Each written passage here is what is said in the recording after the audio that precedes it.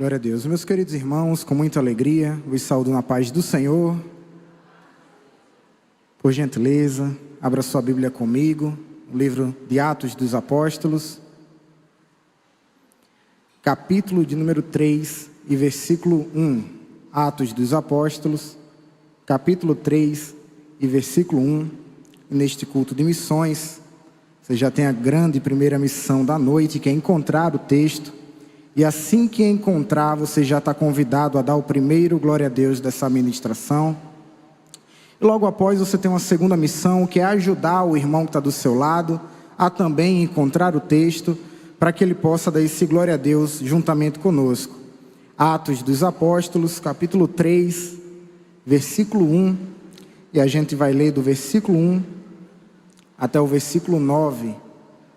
Quero desde já agradecer a Deus por essa oportunidade, pastor Rogério, pastor Paulo, que Deus possa continuar abençoando. É sempre muito bom e uma honra ministrar em um púlpito, onde tranquilamente nós poderíamos sentar e qualquer um dos outros irmãos ministrar e Deus falaria da mesma maneira. Atos dos Apóstolos, capítulo 3, versículo 1, quem encontrou diz: eu achei. Pedro e João subiam juntos ao templo, à hora da oração, a nona, e era trazido um varão que desde o ventre da sua mãe era coxo, o qual todos os dias o punham à porta do templo chamada Formosa, para pedir esmola aos que entravam. Ele, vendo a Pedro e a João, que iam entrando no templo, pediu que lhe dessem uma esmola. E Pedro com João, fitando os olhos nele, disse: olha para nós. E olhou para eles, esperando receber alguma coisa, e disse Pedro: não tenho prata nem ouro, mas o que tenho, isso te dou. Em nome de Jesus Cristo, o Nazareno, levanta-te e anda. E tomando-o pela mão direita, o levantou, e logo os seus pés e tornozelos se firmaram, e saltando ele, pôs-se em pé e andou, e entrou com eles no templo andando, saltando e louvando a Deus. E todo o povo viu andar a louvar a Deus. Amém. Fique com a sua Bíblia aberta. Na noite de hoje, culto de missões, culto de obra missionária. Nós iremos falar aqui um pouco acerca da palavra de Deus. Meus queridos irmãos, o texto que nós lemos, ele é um texto bastante conhecido, se encontra no livro de Atos. O livro de Atos é escrito por Lucas, pelo doutor Lucas, e é o segundo de 2 livros que Lucas escreve destinado a um novo convertido. E quando Lucas começa a escrever o livro de Atos, ele já começa fazendo menção acerca do livro anterior que ele escreveu, que é o Evangelho segundo Lucas. Alguns teólogos vão chegar a discordar e a pensar que deveria ser um livro só, o Evangelho e o livro de Atos, mas o capítulo 1 e o versículo 1 já nos demonstra que Lucas ele já escreveu com característica de 2 livros, de 2 cartas separadas. Quando ele começa no capítulo 1 do livro de Atos dizendo: eu lhe escrevi o primeiro tratado, ó Teófilo, acerca de tudo o que Jesus começou, não só a fazer, mas também a ensinar. Isso não só demonstra que Lucas ele escreve para um novo convertido, não só demonstra que Lucas escreve 2 cartas separadas, mas demonstra também o cuidado que Lucas tem a escrever a esse novo convertido. E ele começa escrevendo o livro de Atos, destacando coisas importantes. E a primeira coisa importante que Lucas destaca nesse livro é que tudo que ele escreveu no livro anterior é aquilo que Jesus começou a fazer.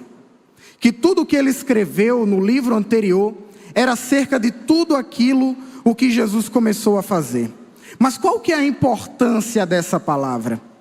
É que Lucas ele poderia muito bem ter escrito: fiz o primeiro tratado, ou seja, eu te escrevi o Evangelho, eu te escrevi a primeira carta, Teófilo, acerca de tudo que Jesus fez, acerca de tudo que Jesus ensinou.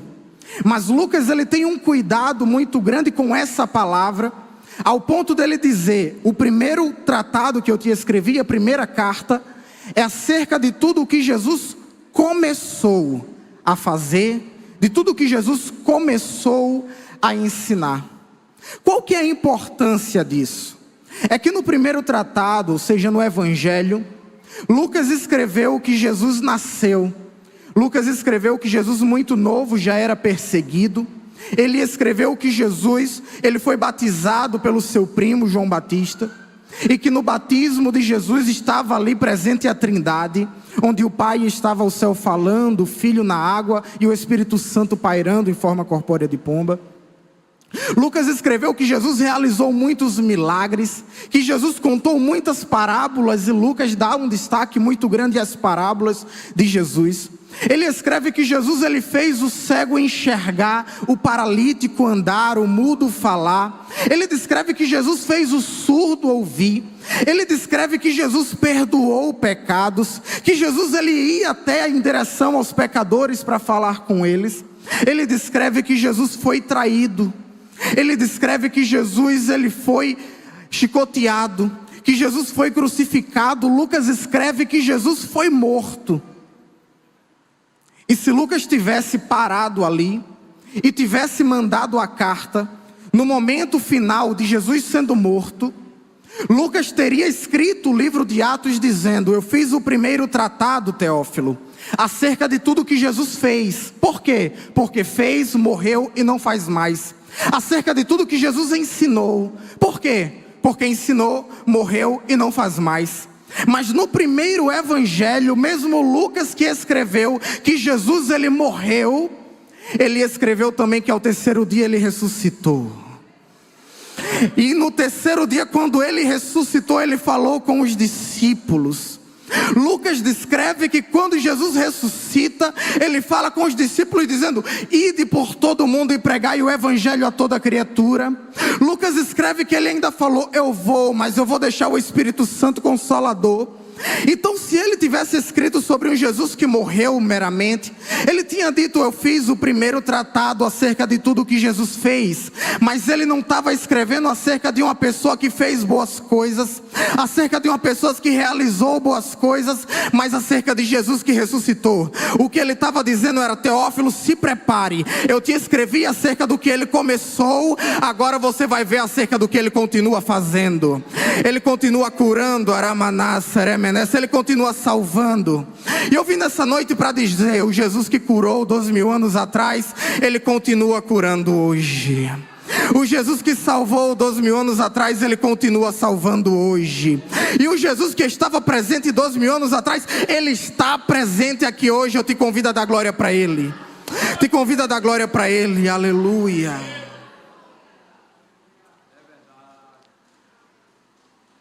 E aí Lucas, descrevendo para Teófilo, ele vai descrever que no capítulo de número 1, a igreja estava reunida em constante oração. No capítulo 2, a igreja estava reunida, colhendo os frutos da oração, que foi o batismo no Espírito Santo. No capítulo 3, ele diz que Pedro e João subiam juntos. Aqui é interessante, porque quando você vê o evangelho, Pedro e João não se batiam, mas no livro de Atos, Pedro e João estão juntos. E o que foi que mudou entre uma coisa e outra? Capítulo 2, desceu o Espírito Santo. No capítulo 3, eles estão juntos na hora do milagre. No capítulo 4 em diante, eles estão juntos na hora da perseguição. Mais para frente, quando Pedro ele é preso, a igreja está junta orando por Pedro no momento da aflição. Então Lucas revela para Teófilo o segredo da igreja. Por que é que a igreja de Atos é uma igreja com tanto milagre? Por que é que a igreja de Atos é uma igreja com tantas pessoas sendo salvas? Por que é que é uma igreja com tantas pessoas sendo batizadas no Espírito Santo? Eu já te falei, capítulo 1 estavam juntos, capítulo 2 estavam reunidos no mesmo lugar, capítulo 3 subiam ao templo juntos, capítulo 4 perseveravam na oração juntos. O Satanás ele tem um plano muito claro, que é individualizar aquilo que Jesus quer ver junto. Que é individualizar, que é separar aquilo que Jesus criou para ficar junto. E igreja Jesus fez para ficar junta. Você vai perceber comigo que um casamento ele começa a dar errado. Ele dá certo por inúmeros motivos. É o companheirismo, é ser colega, é amor, é nunca deixar a paixão. São inúmeros motivos, mas para ele dar errado, Satanás só precisa fazer uma coisa: individualizar. Cada um para o seu lugar. Às vezes se encontra dentro de casa na hora de ir para o culto, mas fora isso, está cada um no seu mundo particular. Estratégia de Satanás para separar aquilo que Deus uniu. Você quer ver um jovem, ele ir pelo mau caminho mesmo dentro da igreja? É um jovem individualizado. É um jovem onde os pais dizem: não, nem precisa tu ir para conjunto. Não precisa participar de congresso não. Fica na nave, fica em casa. Se não quiser ir hoje, tudo bem. E deixa o jovem viver naquele mundo dele separado. E você vai ver Satanás separando aquilo que Deus fez para ficar junto. Até mesmo os irmãos que acham que podem fazer tudo junto, é estratégia de Satanás.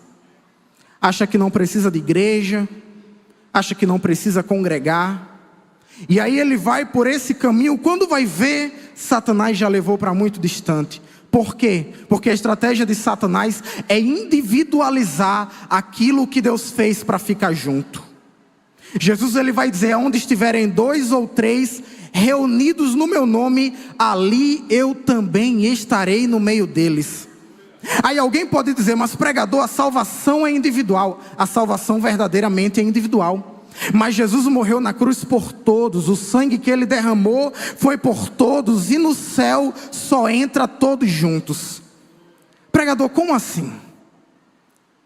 Paulo ele vai escrever para Tessalonicenses dizendo que os que morreram em Cristo, eles ressuscitarão primeiro, não é assim? E nós, os que ficarmos vivos, seremos arrebatados. Eu vou repetir. Paulo ele vai dizer que os que morreram em Cristo ressuscitarão.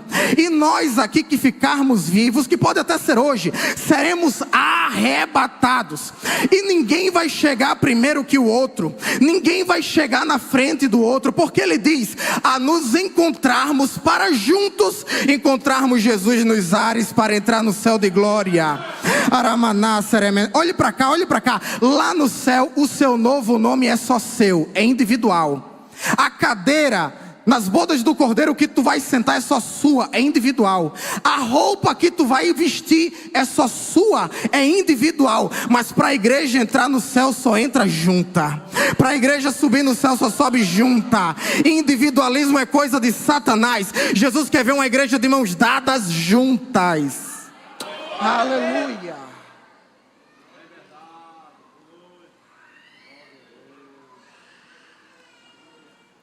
Aí o texto vai dizer que Pedro e João, eles subiam juntos à hora da oração, o capítulo 3. E quando eles estão subindo, chegando no templo, a Bíblia vai dizer que ali tinha um paralítico, e todos os dias colocavam aquele paralítico lá naquele lugar, a fim dele pedir esmola.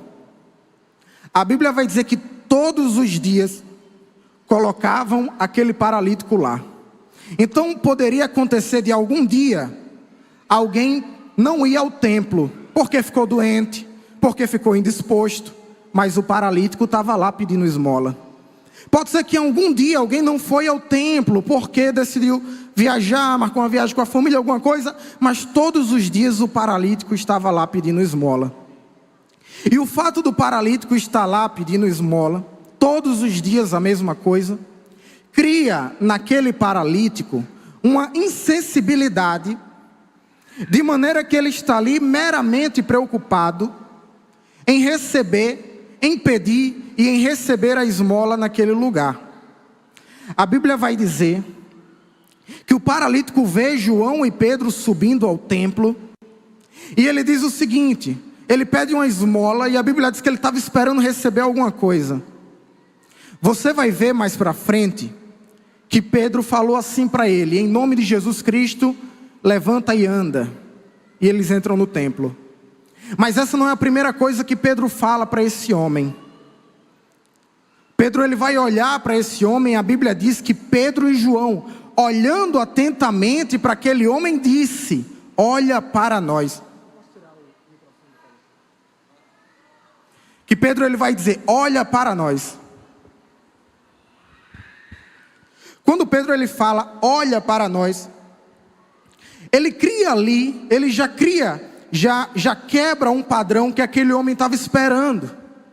Porque o padrão na vida daquele homem é pedir esmola, e ali ele teria duas alternativas. Qual? Receber a esmola ou não receber a esmola. De modo com que ele vê Pedro e João subindo e diz: me dá uma esmola. Mas o fato de Pedro dizer: olha para nós, retrata que ele pede, mas não está olhando no rosto. Retrata que ele pede, mas não está olhando no olho. Porque para ele pouco importa quem está dando. Para ele só tem duas alternativas: receber ou não receber a esmola. Para ele só tem duas alternativas: é sair daquele lugar com ou sem a esmola. Então para ele tanto faz se ele vai estar olhando para cima, para baixo, para um lado e para o outro. Porque o que importa para ele é se a esmola vai ser recebida ou se não vai ser recebida. São duas alternativas. Mas a primeira coisa que Pedro fala para aquele homem não é levanta e anda. A primeira coisa que Pedro fala para ele é: olha para nós. No sentido de que se ele é paralítico e está mendigando, ele está no chão. No sentido de que Pedro fala: olha para cima, olha para a gente, olha para nós. E o fato de Pedro dizer: olha para nós, olha para cima, já quebra todo um padrão que aquele homem estava acostumado a viver, que é pedir a esmola, receber ou não a esmola de pessoas que ele nunca viu o rosto e de pessoas que nunca olharam para ele. Aí Pedro naquele dia ele diz: olha para nós, levanta a cabeça. Olha para nós, levanta a cabeça. Irmão, isso tem uma importância tão grande, porque Deus ele não criou ninguém para andar de cabeça baixa por aí. Eu vou repetir: Deus não criou ninguém para andar de cabeça baixa por aí. No livro de Lucas capítulo 13, Jesus está no templo. Entra no templo uma mulher encurvada. Se ela está encurvada, irmã Giovanni, ela só está olhando para onde? Para baixo, ela só está olhando para baixo. Aí Jesus toca nela, ela é curada e ela volta a olhar normalmente a vida como ela é. Por quê? Porque Deus não fez ninguém para ficar andando, olhando de cabeça para baixo. Aí o salmista no Salmo 121, ele vai dizer: elevo os meus olhos para os montes. Porque alguém cheio de problema está olhando para cima? É Deus dizendo: não importa o quão grande seja a sua dificuldade, o teu socorro vem de cima e não de baixo. Ele vem do Senhor que está em cima e não de baixo. Era Pedro dizendo para ele: ei, olha para cima, porque quem fica de cabeça baixa aceita a esmola de qualquer um, mas quem levanta a cabeça está aceitando milagre. Quem levanta a cabeça está aceitando salvação. Quem levanta a cabeça está aceitando providência. Aleluia.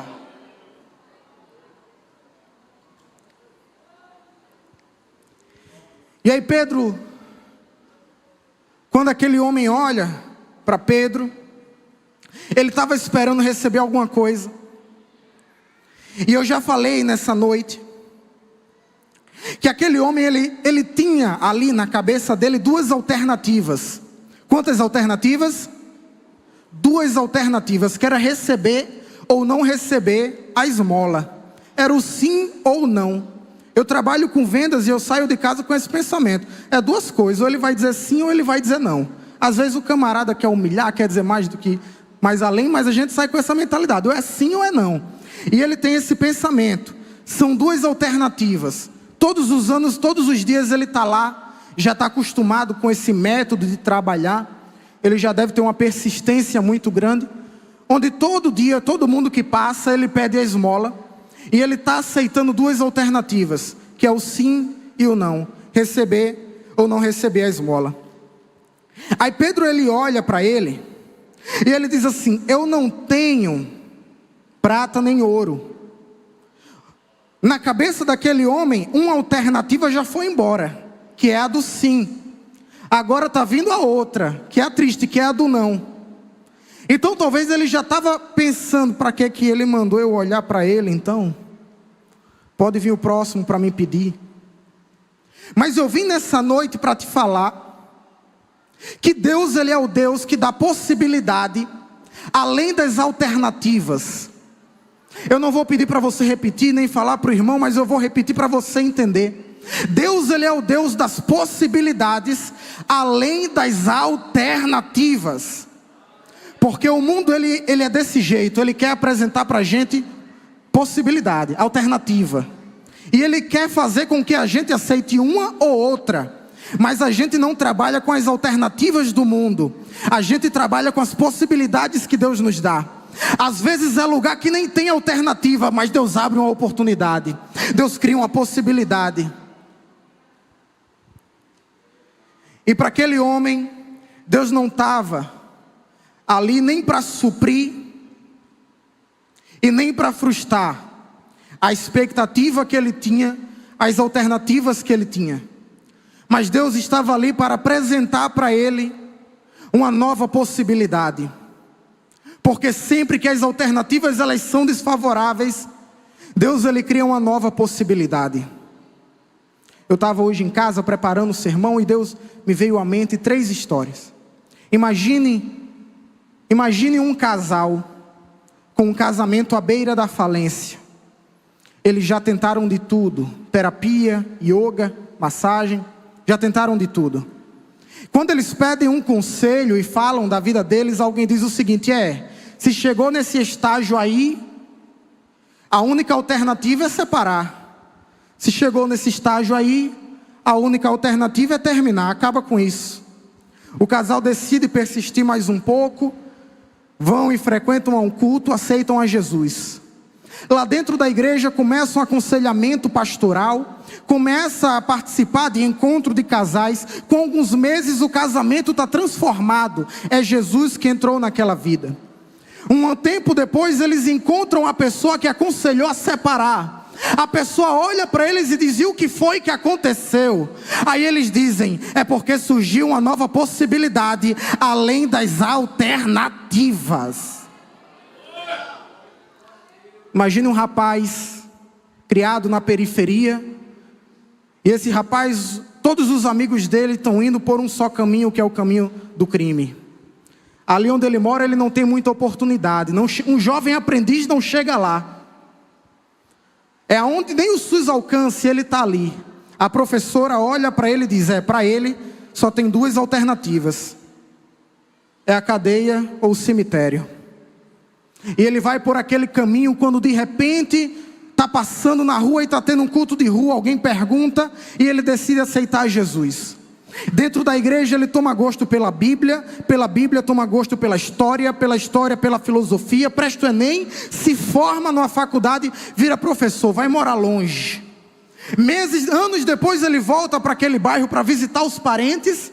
Os amigos que estavam no mau caminho olham para ele e dizem: o que foi que aconteceu? Que você está diferente da gente. O que foi que aconteceu? Aí ele diz: é porque na minha vida surgiu uma possibilidade além das alternativas.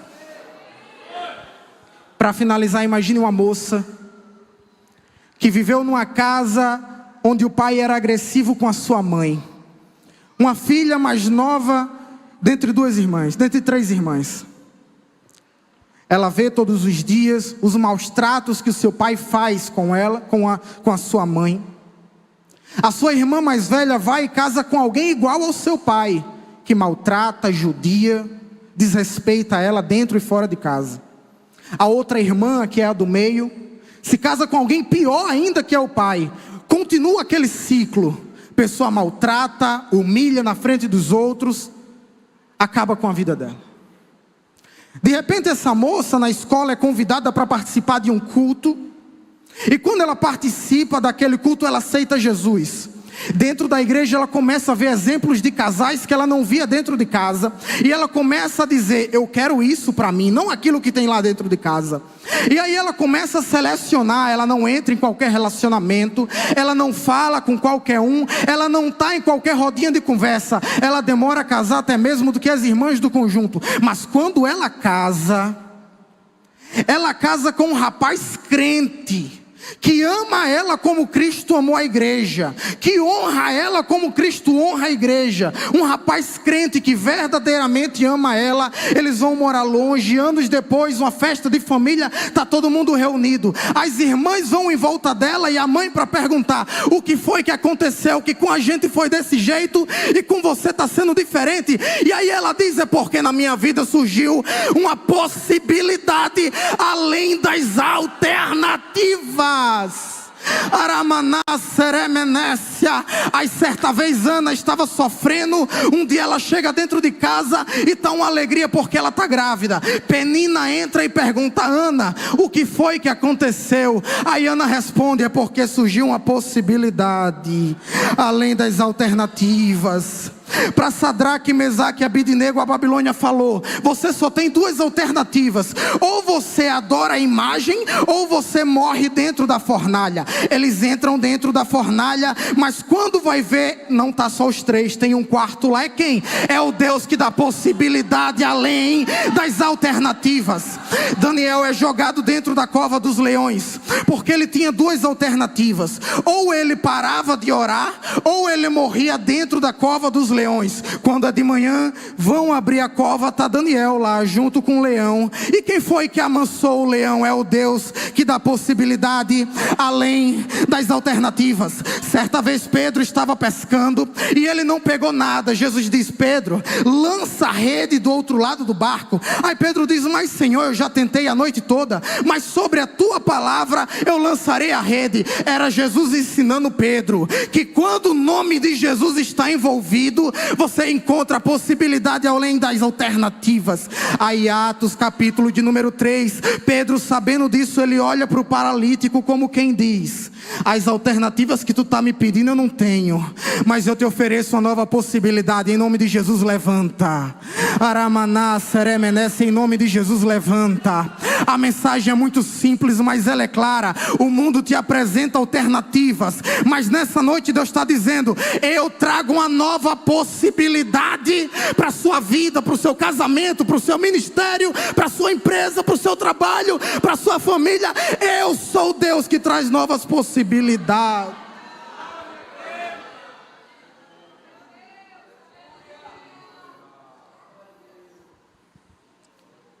E para finalizar, aquele rapaz, ele entra no templo saltando, glorificando, exaltando a Deus. De repente alguém lá dentro, que nunca olhou para a cara do paralítico, tenha dito: quem é esse doido que entrou aí? Porque até então só quem olhou para a cara dele foi Pedro e João.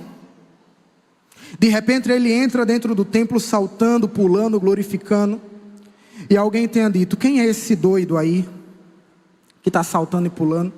Talvez alguém até tenha dito: para que tanto movimento? Para que tanto exagero? Irmão, Ezequiel, ele vai ter uma visão. E na visão de Ezequiel, os querubins ficavam que nem raio, para lá e para cá. A Bíblia vai dizer que debaixo do trono de Deus tem roda sobre roda. Roda é para quê? Para se mover.